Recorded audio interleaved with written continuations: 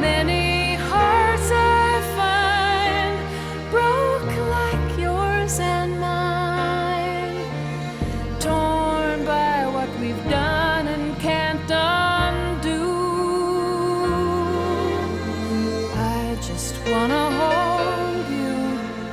Come on, let me hold you like Bernadette would do. That's the voice of Jennifer Warnes, a voice you've probably heard before if you've been around a little while, even if you don't quite know her by name. You might ask, why is one of the warmest, most expressive female singers of the last 50 years still underappreciated? Well, stick around. We'll talk about that on today's episode.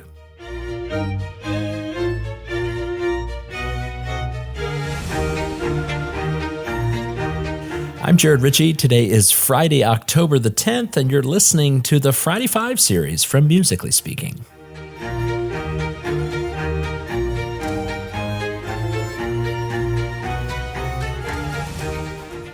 Jennifer Warnes is one of those singers who's seemingly everywhere, and yet somehow she's overlooked.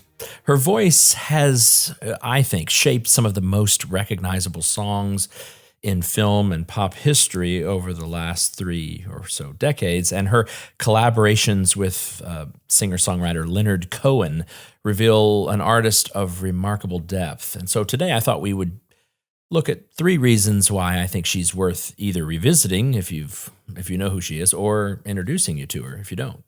Point number 1 would be the movie duets. Warnes is probably most famous for 2 movie duets. The first of those is Up Where We Belong from the movie An Officer and a Gentleman that she sang with Joe Cocker. And that won both a Grammy and an Oscar. And then her voice soars again in I've Had the Time of My Life from the movie Dirty Dancing, which she sang with Bill Medley.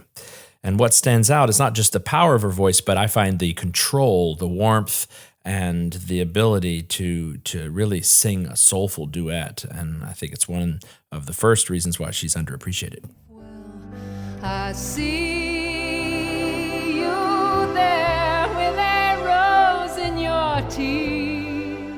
And that brings us to point number 2, and that would be the Leonard Cohen connection.